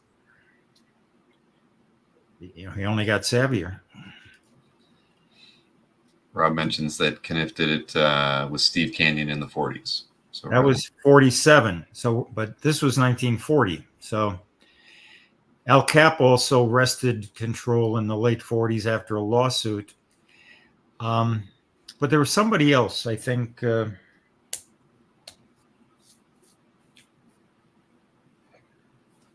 One of the historians out there will let us know. But still, at 22, for him to be that savvy is quite impressive. I mean, at that, you think at 22 you're just happy to get the work, right? But clearly, he had a reputation of being able to get the work done, so he didn't need work. If he was already that sought after because of his dependability, maybe he was already feeling confident enough to be able to say something like that and set up and strike a deal. Yeah. That's impressive. I wasn't that self-assured at 22. I can tell you that. Yeah, who is? I mean, I started my company at that age, but I was certainly dumber than Will Eisner, and I made a lot of mistakes. And part of my making it owes a great deal to luck, and also having a hippy dippy enterprise when I was mostly dealing with other hippies who were more stoned than I was. So, so eventually, you learn, you get better, and then, you're somewhat savvy. But Will had it from the beginning. And that's why it was so great spending a lot of time with him and being able to tap into his experience and his brain. And even though, we're roughly 30 years apart in age, and his experiences weren't always good parallels, he always was insightful. I'll never forget, there was one time when the comics industry was in one of its periodical, spirals downward, and I thought the end is near. And I called him and I said, Will, I think the comics industry is had it. I don't see any hope here. And he said, calm down, Dennis. He said, I've seen the comics industry die 4 times. And somehow that was encouraging. Like, oh, okay, this will be the 5th time it dies, but it'll still be here when it does come back. Right? Wow. Well, I'll say so. You've used the word luck. That your things that you've happened were luck. I mean, and I've used that phrase about some of the things that I've been. I feel very lucky. But the thing, you have to, at 22, you chose to do, start the publishing company. I mean, that's not luck. That's you were inspired. I mean, so you can. It's easy to think that sometimes good things happen, or you just get lucky and you fall into something. But had you not been adventurous at the age of 22 to start a publishing company, those opportunities to get lucky would never have happened. So, I think, you really, I just think that, you steered that career and those opportunities a lot more than you think. I mean, you need Russ to say what he said to Will's wife, but at the end of the day, by and large, you were the right guy for the right job in the right place, and that's not all luck. A lot, that's there was a reason for you to be there and why you were in those positions. So I just want to say that, because I think you really make those opportunities by being by following your true nature and putting yourself into those positions, and then those opportunities present themselves. And that's not necessarily luck. There's probably a little bit, but not 100%. Well, you're too kind, but that's what makes you a great host. Well, I don't know about that either, but because we haven't looked at what I'm really saying, it's hard to have objectivity about for my career, but I'll just say thank you. I did my best. So we're looking at more art, or we've got I don't want to keep us long. Anybody still awake out there? They are. We've got 90 people watching. Oh my God! Right now, Dennis. So this is there's a lot of people who are very. One thing I didn't tell you that if you look on the right hand side of the screen, it's probably set to private chat, but there's a button if you press for comments over there. Oh, I see it. Yeah. If you click comments, it'll actually show you the things that people are saying, because there are a lot of people commenting. I'm not pulling everything there. like Rob Stolzer just said, we're awake in central Wisconsin. So, yes, Rob's a fellow cheesehead. That's my homeland, even though I'm out east now. I should say Rob's been. I've known him for many years, and we worked early on. I did a famous cartoonist postcard set that Rob provided the images for, and over the years I've been a customer of his many times, buying vintage art, but mostly he's just been a great guy to talk to about comics. Well, we even have Joe who's working, who's maybe not working, but he's awake in Portugal right now, Dennis. So yes, we have an international audience this evening. Wow. Portugal's like 6 hours ahead or 5? Exactly. Maybe they woke up to start their day, and this is what they're watching. Let's see here. So actually, next piece is something by Kurtzman, right? I'm glad. Yeah, you brought this up. The two Annie Fanny stories I have here are both unpublished, although the other one technically was published finally in The Art of Harvey Kurtzman, but they weren't published in Playboy as intended. Mm-hmm. And both were unpublished for reasons you can understand if you look at, I don't know if you can see all pages or just the splash page. Do you have more than the splash? Oh, there you go. So if you look at the bottom tier there. Now, this is not Will Elder. Every other Little Annie Fanny is Will Elder with the finished art. This one is Russ Heath. And Russ did these masterful renditions of these classic characters and a great mimic. I mean, look, everything from Flood Flintstone to Tarzan and Superman, as well as the painted versions of Little Annie Fanny. So this story was inspired by Hugh Hefner had the idea that Playboy had already been lampooned a couple of times, first by, I think, Harvard Lampoon, and I think there was another university humor magazine. But in any case, he thought, let's lampoon ourselves. So Playboy planned a Playboy parody issue. And so all the regular contributors were told to come up with whatever they do best, only it's making fun of Playboy, because we're big enough to laugh at ourselves, right? So Harvey's idea was, okay, let's laugh at Hef, but include other comic strip characters.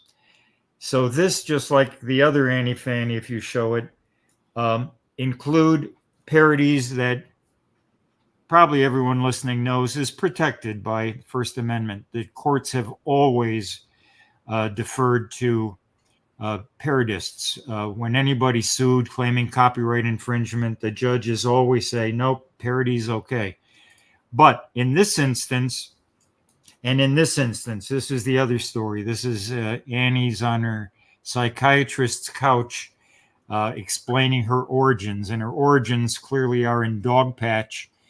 And even from an early age, basically the boys are pursuing her. And as she grows older in the reminiscence, older comic strip characters keep chasing her wherever she is, basically as a sex object.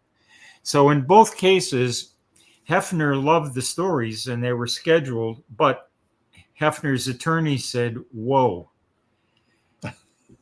And he said, whoa, because he said, there's so many characters here. All it takes is one syndicate or one creator who sues Playboy and who might win, because it's not just parody. It's parody with arguably a salacious context. Mm-hmm. So look at on the top left, you see like Lucy and Linus from Peanuts. And it's like, would Charles Schultz or his syndicate say, I don't want my characters in a men's magazine.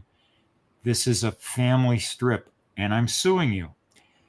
And then you could say that about any of the other characters. So the lawyers, according what Harvey Kurtzman told me, was the lawyers convinced Hefner that it wasn't worth the risk, that even if ultimately they didn't win, it could be protracted litigation that would be costly, and there was a chance they could prevail because the judges might say, this isn't ordinary parody, this puts it in a sexualized context. Mm-hmm. And so as a result, neither was published. Now, because I knew Harvey and I had seen these on his shelf and I had admired them and slobbered over them, that at a point when he was willing to part with them, I got the first dibs.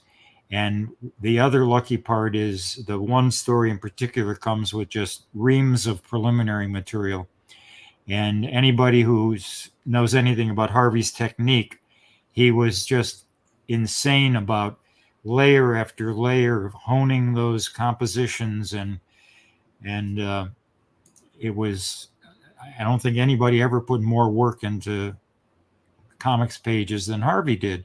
And the results, of course, are amazing. I don't think, say what you will about Little Annie Fanny from maybe a political perspective, some may find it offensive, but from a purely aesthetic point of view, it's arguably the most beautiful comic strip ever. Each panel is a painting, meticulously planned. Look at those, layer after layer. And it had to be perfect. And in a collaborator like Will Elder was capable of interpreting every one of Harvey's quirks. And then, as if that wasn't bad enough, they then had to send it to Hefner. And Hefner was a notoriously picky editor who would always find something wrong. He would add his own notes and he would say, change this, change that, redraw that.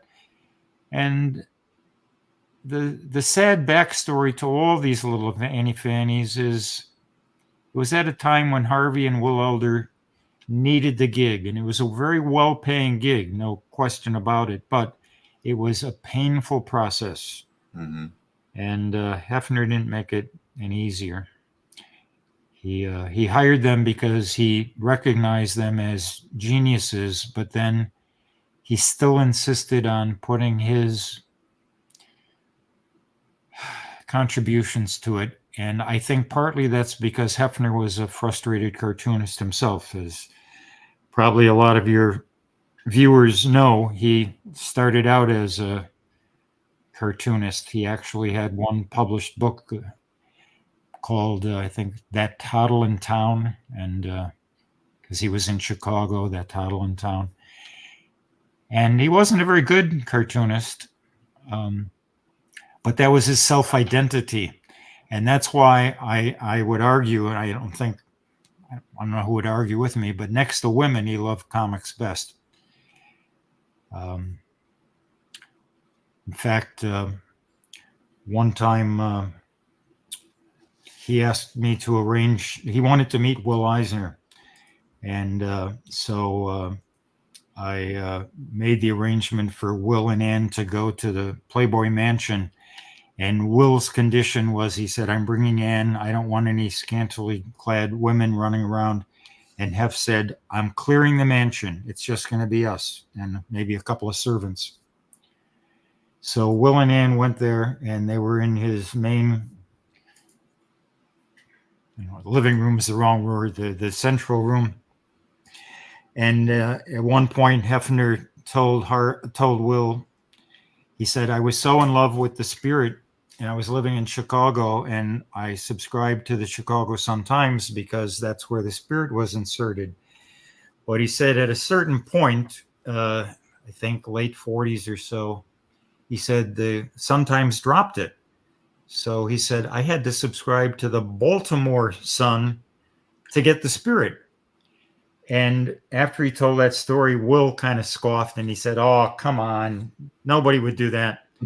And Hefner put his pipe down, ran upstairs into his private bedroom. A few minutes later, came down with a stack of the Spirits, and he divided them up into the Chicago pile and the Baltimore pile. And he had kept them all those years neatly stacked in his bedroom.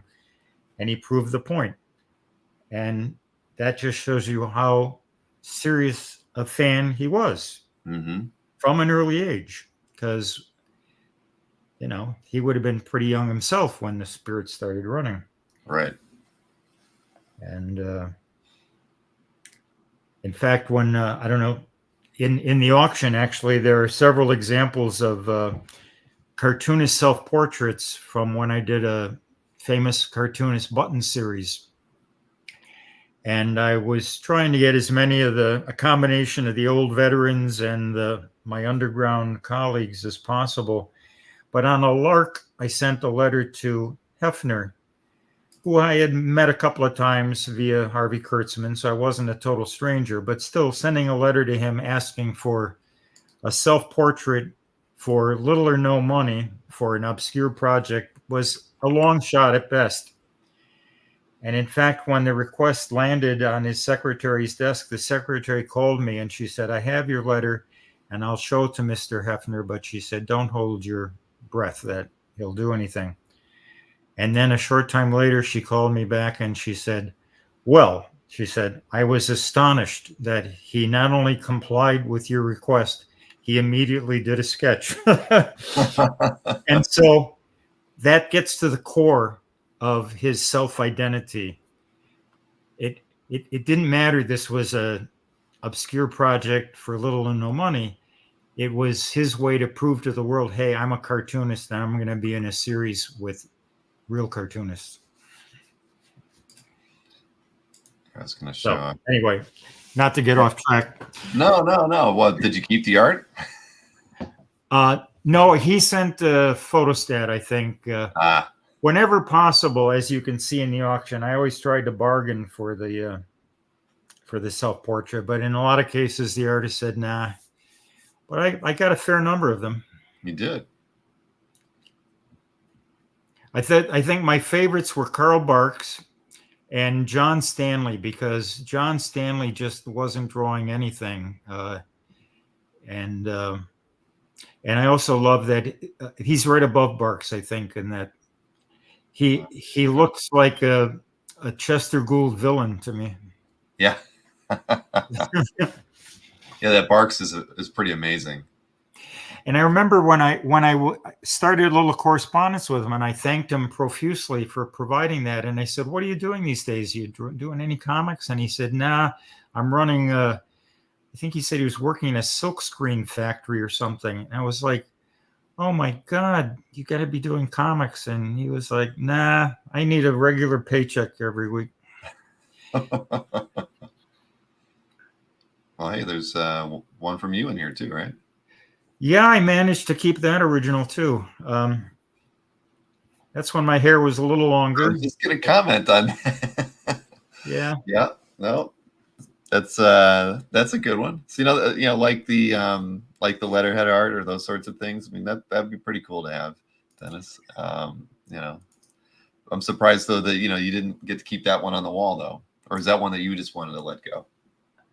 Well, again, it was one I asked my daughters, does anybody want this? And I don't think they thought it was either particularly flattering, or they didn't remember me that way, or I think they'd rather have a photo of their father on the wall and not some self-caricature. It's, I can't answer for them, but they had their opportunity. So I thought, all right, then it's up for grabs. Well, I think like this piece, I had those two together. I mean, that's the the classic photo of you guys sitting up there by the door. Just a great image. I just imagine some collector who was a fan of Kitchen Sink, owning this and putting it on their wall. And I mean, you have a Crum original and a piece of history. I hope so. And that is the actual barn. Now, it did get remodeled when not long after he drew that, there was a nicer wood. What's the word? Not paneling. Clapboard. Whatever. Anyway, it looked a little more modern than this one. This one looks like a rustic barn that might fall apart next year, but it was what I inherited when I bought a 10-acre farm in central Wisconsin. And I had offices in the town itself for a while until I had some, I'll just say, political differences with my landlord.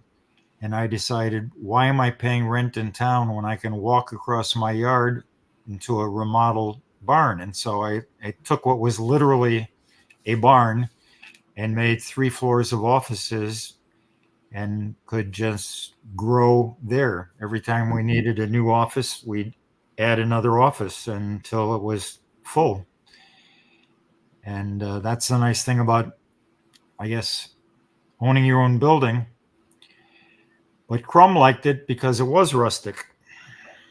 So, Had history. yeah. Well, yeah. I mean, I'd love to own this. I think there's probably going to be a lot of people. Well, that, maybe it'll go at an affordable price. There's always surprises and bargains. Well, we shall see, as will you. Let's see here. Schultz. You had mentioned Schultz, a little bit ago. Is this one of the pieces you traded a computer for? Yep, that's the cover to Cenozoic #1.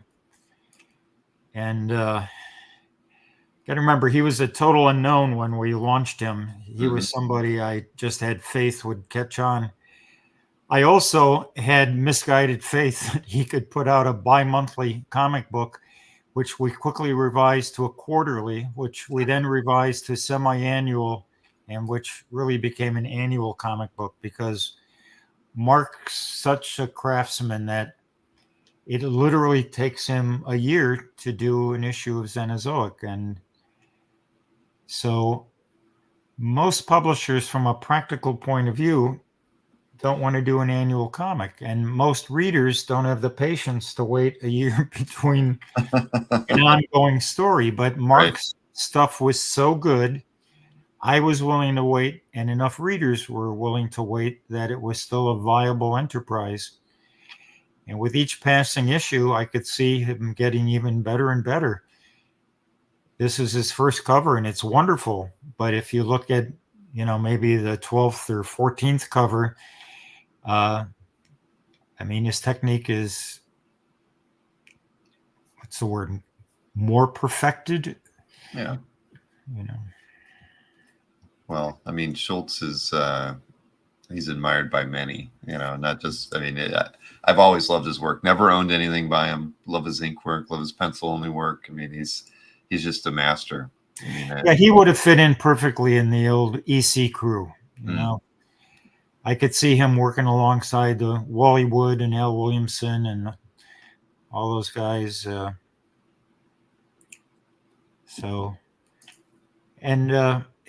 And again, he's somebody where the art itself is more important to him than a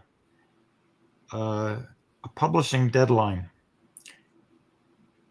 And that's rare. It's also, for most people, impractical. The saving grace for him was, early on, there was enough demand for his art that he could sell the art as a sideline, where the royalties from doing one book a year and whatever backlist there was really tough to make a living on, until 92 or 93, when I licensed it to CBS. Maybe some people remember there was a Cadillacs and Dinosaurs Saturday morning cartoon show. I do remember that. So then suddenly there was a lot more revenue and licensing, and at least for the season it was on, it had well, again, if you don't mind my digressing for a couple of minutes there, at the time we were selling this, we had 2 bidders, CBS and Fox. And I did my research, and CBS totally dominated Saturday morning TV. Fox was an upstart. So I said, all right, we got to go with the safe thing, CBS. Well, Fox signed up a property in the same time slot Mark was on Saturday morning, something nobody had even heard of before, called the Power Rangers. And that just blew away everything in the ratings. And so the Cadillacs and Dinosaurs was not renewed. But still, it it was great for Mark and Kitchen Sink while it lasted. And, you know, again, one of those big what ifs, because had we gone with Fox, Power Rangers probably would have led in to Mark's show, and it could have been an amazing 1-2 punch, but didn't happen. Well, I mean, okay, so there's one area we didn't get lucky, but you just never know with those sorts of things. I mean, I actually like the Power Rangers. You know, it's something my kid watched, but I was surprised. It was entertaining. It was like watching old Godzilla movies or something, right? It just took you to a place that you hadn't been before with live characters in front of your face. It was odd. Well, I'll take your word on it, Bill, because I boycotted it out of spite. You know? I don't blame you. I don't blame you. But that, you know, timing's everything, and yeah, who would have thought Fox? I didn't think Fox was going to amount to anything either. I mean, how could anybody compete with the big, you know, with the big 3 or 4 stations that, you know, and networks that were out there at the time? But at any rate, Schultz's work is amazing, and it's crazy. This is, you were mentioning the $6,000 computer. This is at $6,000 right now. So you and here even now on that trade. Good, we've broken even. Well, let's look at a few more pieces before we call it a night. I just thought seeing a Gilbert Hernandez piece was fantastic and very appropriate in your collection. Yeah, I love all those squares and all those characters. Each one such an individual, and probably a lot more time consuming to draw that than had he drawn a single composition. You know, that one I bought at auction, but not Heritage. Adele Kurtzman worked. Well, should backtrack. Adele and Harvey had an autistic son in the early 50s when nobody really knew what autism was. And there were no special schools. So they were one of several couples who founded a school for special needs children and continued to be associated with it. And Adele was working until, gosh, I think she was in her 80s. She was still a part-time employee, and she was part of their fundraising team then, and she would have an annual auction, and they auctioned all kinds of things off, but there was always a component of comic art because she would use Harvey's connections and network to ask for donations. And so a lot of really good people would donate to that auction. And when I could, I would attend it in person, and this was one of the items that I bought there because Gilbert kindly donated it. And I've always loved Love and Rockets, and I know Jaime's most fans' favorite because he draws such pretty girls and everything, and he's wonderful. But I always had a special fondness for Gilbert's storytelling, and I love his art as well. And I think, to me, you know, he deserves the same respect and admiration as his brother. No, without question. This is amazing. Now, Robert had a question for you, and I guess I'm not familiar with it, but I'll bring it up. He said, can you speak about the Spirit Jam cover? Sure. Do you have an image of it? I'm looking for it right now. I'm trying to see. I think I found it here. Sorry, I can get it up in here. Yeah, that's the printed version. Sorry, so maybe, yeah, I don't think Heritage in its wisdom didn't put it in the featured stuff in the first auction, but sure, I'm happy to talk about it. I had approached Will about the idea of a jam that he was initially skeptical about, but I said, look, it's just a chance for a lot of other people to play with your character and have fun. And so he said, all right, if others want to do it, I'll do it. And so the jam itself ran on the inside of well, now you've got. Yep, I know. I'm actually on a different screen here. I'm trying to hold this. There we go. Yep. Sorry. So so when he consented to it, I think it was 50 total cartoonists and writers who participated. And it was a somewhat coherent jam because it had a beginning, middle, and end. But like smoke jams, got a little incoherent in places. But so we had to have, I felt, a cover to broadcast the fact that the interior was a long jam. And so I asked Pete Poplasky to pencil a cover that others could participate in. So the underlying pencil is Poplasky, but the Spirit and Silk Satin and Sans Serif, that trio, that's inked by Will. And then Richard Corbin contributed the guy on the far right who's pulling. The far left is Milton Caniff, though he was quite aged at that point, contributed the inking on, I think is that Peugeot. Then at the bottom middle, there's the blonde holding the pistol. That's inked by Leslie Cabarga, whose father, Ted Cabarga, was Will Eisner's art director for many years at his production studio doing PS Magazine and so on. So there was a family connection. And I inked the bottom right corner where the mask and pistol are, and everything else was inked by Pete Poplasky. And in the magazine, we showed a key where I had drawn an outline and identified who did what. And we had several letters from people correcting us. And they said, well, you failed to point out that Harvey Kurtzman did part of this. Mobius did part of it. And there were a couple, Al Cap did part of it. Of course, Cap was dead. What it was Pete Poplasky, who's an amazing mimic, was mimicking Kurtzman and Cap and Mobius. And most people don't know who Pete is, and they don't know his versatility.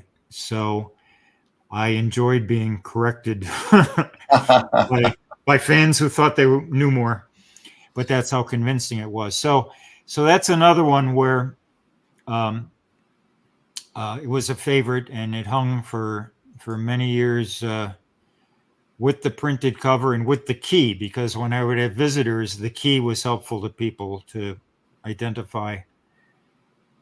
And so I think there, as jams go, this I think is one of the more successful ones I've seen, certainly that I've participated in. So I hope that answers Robert's question. I think he did.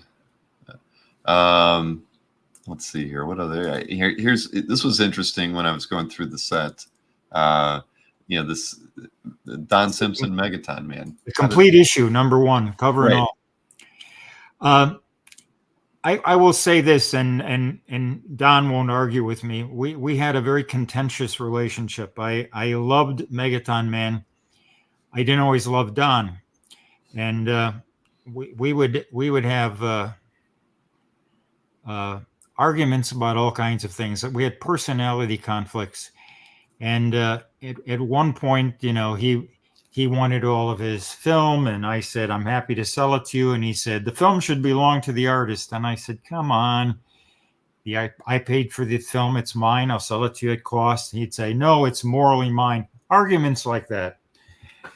And at one point, to settle some dispute we had once and for all, and I don't remember if it was the film or what, he said, you love Megaton Man #1 so much, I'll give you the entire issue, and then the debt or whatever was resolved, and we walk away. And I said, great.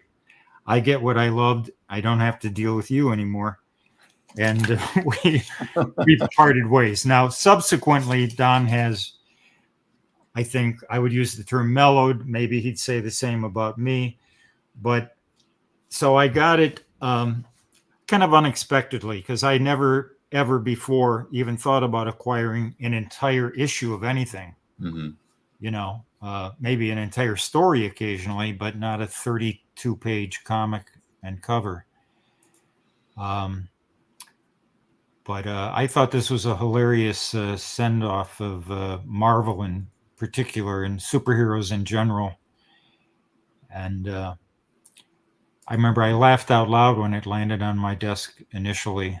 And that didn't happen very often. You know, when you've been in the business a long time, you get kind of jaded. And I remember when I laughed out loud, my secretary came around the corner and said, she thought I must have been on the phone. They told a joke, and she thought was laughing at this comic book.